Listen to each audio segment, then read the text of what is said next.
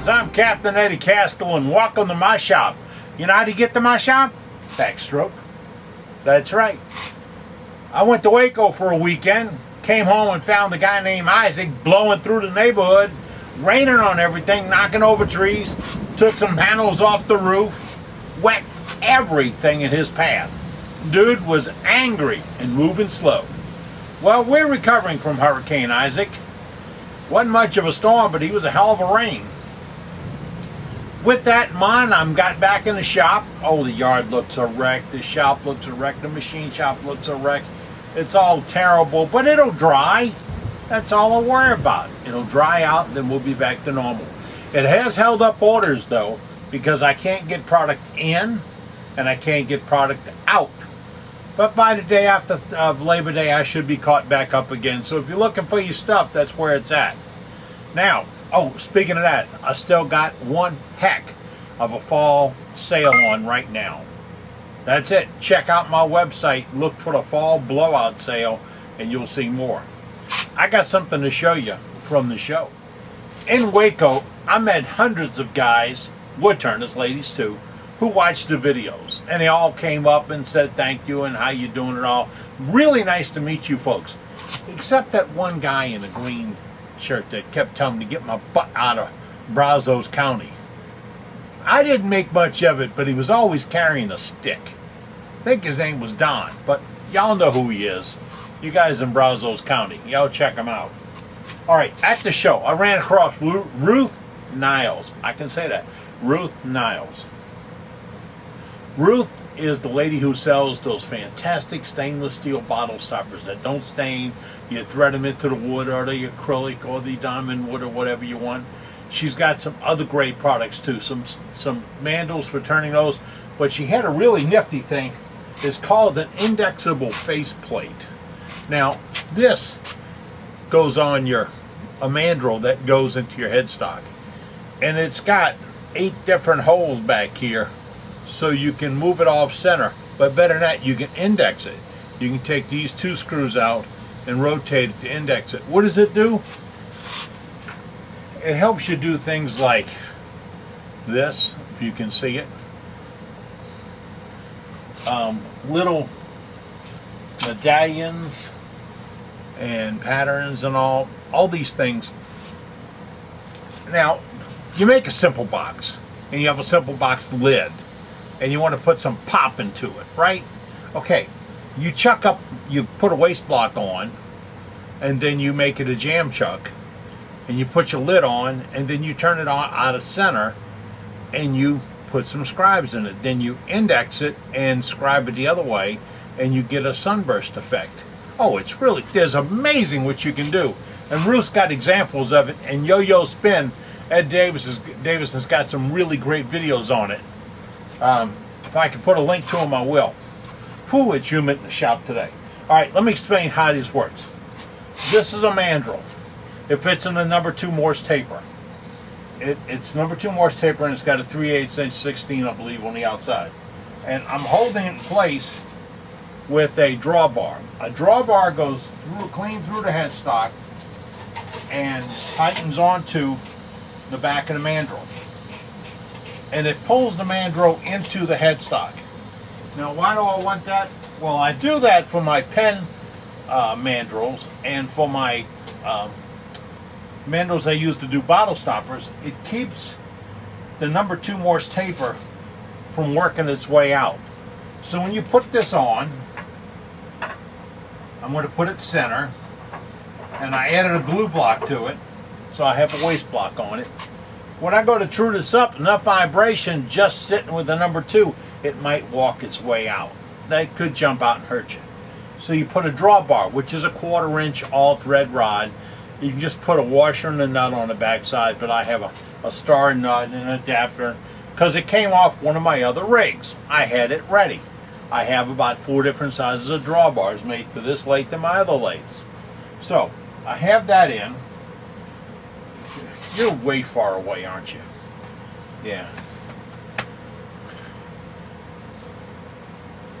You're moving. I think you can better understand what's happening here. This piece back here is the indexable part.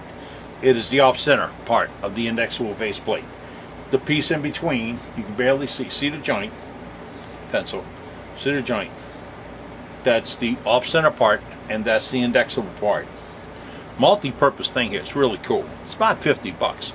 This is a waist block. It's just on there with 4 screws from this part. Got it? Okay. Then this is going to be my medallion or my trinket or my whatever, okay? This is on with double stick tape.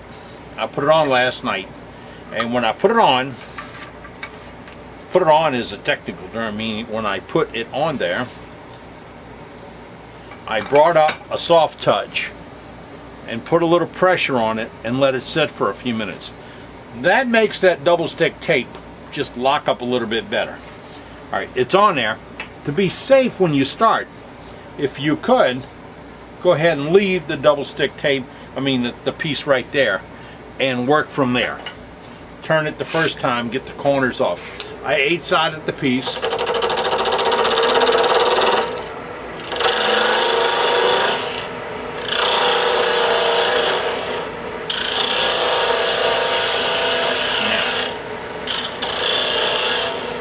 I'm down to about 1.5 inches. That's a good size for this, according to management. And she's looked at all of it. Oh, by the way, Ruth gives you nice instructions on how to make a pamphlet step by step all the way through, including the drawbar down here and how to index it, the whole works, and what the outcome, what the product could be when you get done. One sweep in one way, one sweep in the other. Say you do the front, you do the back. And a couple other ideas. Now, we have it shaped up. This is so cool. It's one of these gizmos or devices that you can really get hung up on. Make little gifts for the holidays and all. Oh, something else I found in Waco. D-Way tools. See that gouge? That is a deep V 3/8 inch wide, 1/2 inch shaft gouge. And I got this at D-Way Tools. Why? Because the flute is perfectly shaped. I'm real particular about it, and I've told you before. Let me remind you if you're new. Is this flute, if this flute in here has got ridges, they show up as dips or spikes up here on this edge. So when you sharpen it, you don't get a good edge. Remember, this is just a mirror of what this is. You can't make this any truer or straighter than this groove is. Well, D-Way Tool, and I went through about 10 different tool manufacturers at the vendor show at SWAT. D-Way Tool had it perfect, and he let me take it, go over to the test area where they had a hands-on area and actually try it. And he didn't know this, I went over and sharpened it at Johannes Mikkelsen on his diamond wheel, which they had for sale there too, and Johannes was there. I sharpened it up, went over there, and I just made one cut and realized this thing was sweet.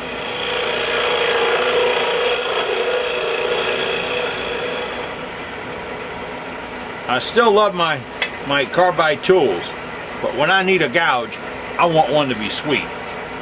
Okay, now, what we've done now is just face off this, and this is a piece of curly maple I had. I faced it off. Now, the next thing to do, if I want to do a medallion, is to go ahead and put some marks across the front. So we unscrew this off the mandrel.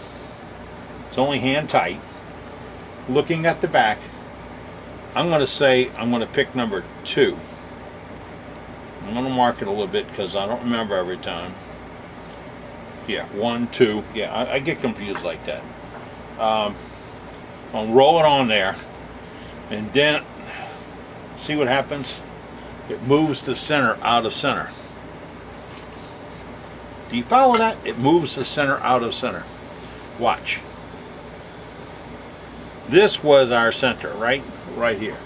Now watch where the center is.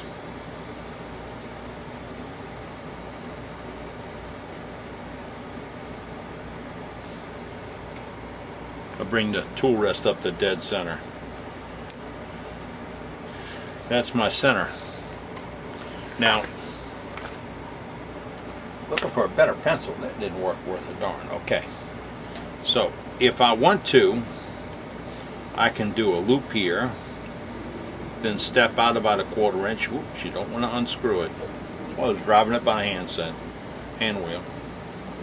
Alright, I can put one here. I can step out a 1/4 inch, put another one here, step out a 1/4 inch and put another one here. You see sort of the pattern we'd end up with? Well, let's see how it goes. I use a fingernail gouge to do this because it's real sweet cutting. This is aluminum, so it's not a lot of weight swinging out of plumb.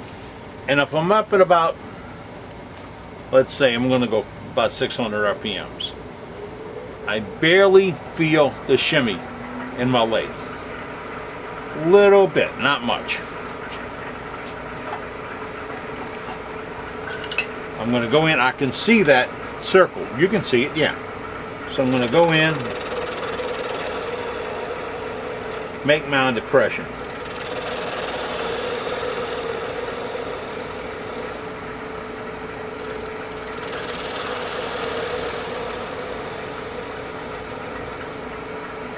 That's what I want for depression. Then I want a couple of grooves. So I'm going to use this little multi-tool. I can see that little black line.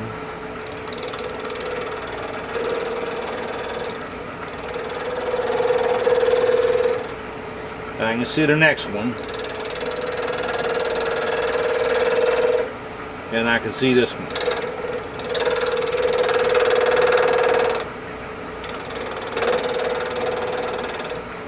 The beauty is I have curved that face so much that they disappear off the edge. And you stop it, you can see some of the lines. This one comes and goes, doesn't go all the way to the edge. This doesn't. It's a simple little thing. Now I've got one that looks a little crooked, so I'll crank it back up.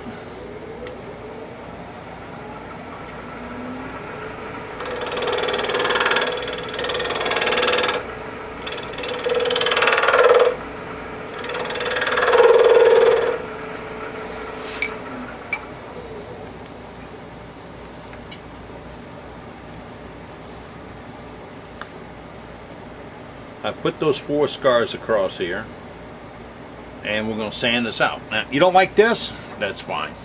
Okay. Beauty is if you start with a nice thick piece, and don't do your best lumber right off the bat.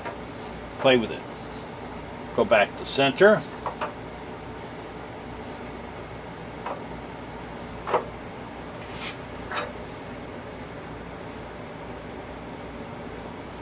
Tool rest. And erase it.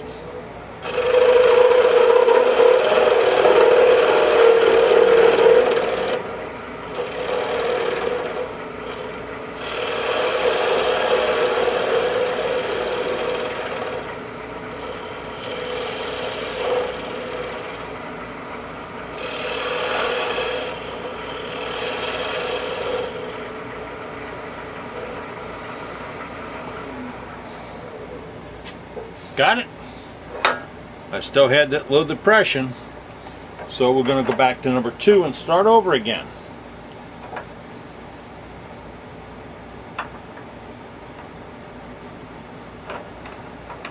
And if everything is right in the universe, that's our center and it never changed.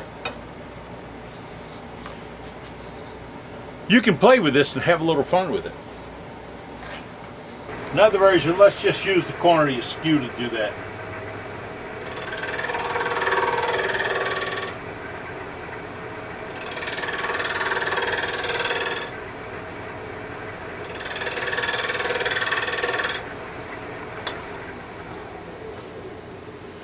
Ta-da!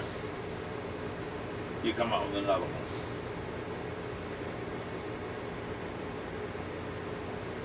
To the flip side, all you do is pop it back off the face block, put a knife in there, ease it open, take it off, pull your tape off your waste block, leave the stick-em on there because it's really handy to make it set up again. Put double stick on this side, right here and put it back on.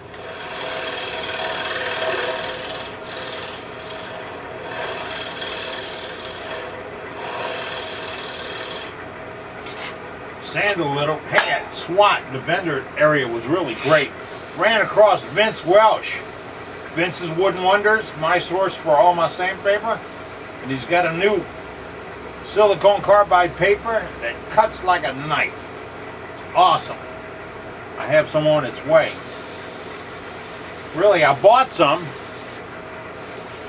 My turning buddy talked me out of it on the way home. Said he needed it, I'll get some more. That's what turning buddies do. Also ran across a lot of other really nice folks there. Real good folks. SWAT, Southwest Area Turners, is a regional and one of the largest regional turning symposiums in the world. And those people work really, really hard with volunteers. There's not a single paid member working it. All volunteers, all woodworking clubs, wood turning clubs that you can get together, about 20 of them, to put this thing on. It's really nice. Totally enjoyed myself. I'm going to go to my version, or the Wagner texturing tool. Let me get back a little.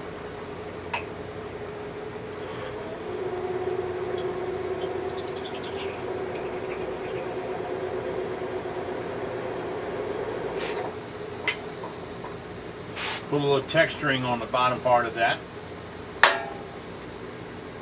And I'm going to probably buff that with a little 600 paper or whatever.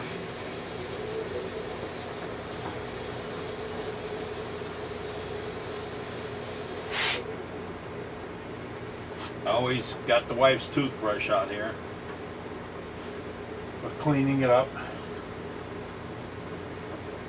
Now, some stains or some inks like the artisan coloring dyes in different colors make these go nicely. If not, Markalots, markers. The beauty of wood turning is instant gratification. You come out into the shop, play around for an hour or so, and turn out a handful of little somethings that you can give away to friends, kids, or whatever. A fellow was telling me he did about 50 of them last year for a little scout outing. Gave them to all the guys that were there, all the kids, and they loved them. He dipped them in dyes, made them all different colors, added stones to some, a little wire banding on others. Just got creative and had a little fun, and that's what it's all about, just have a little fun. I had fun at SWAT. Now, if you're interested, next year's SWAT is the last weekend in August. It's in Waco, Texas. SWAT, Southwest Association of Turners, not the police squad, host this thing. 20-something clubs, all volunteers. I've never had a better time at a wood turning symposium ever. This thing can run with the biggest and the best, and I think you'll enjoy yourself. Oh, the gallery? I only took 1,000 photographs, really, because the gallery was awesome. Some of the most outstanding artwork I've ever seen. Beautiful turnings, ideas forever, and that's what you need. Just go visit that. Look up SWAT. Now, I've talked about Ruth Niles, and I'll put her card up and show you how to get a hold of Ruth. I told you about D-Way Tools. These folks. D-Way Tools got some great tools. Vince Welsh at Vince's Wooden Wonders. Give Vince a call if you're looking for sandpaper. And I got a handful of other things I ran across when I was there, including a new chuck and all kinds of stuff. So, until next time, I'm Captain Eddie Castellan, and I am making shavings. How about you? See ya.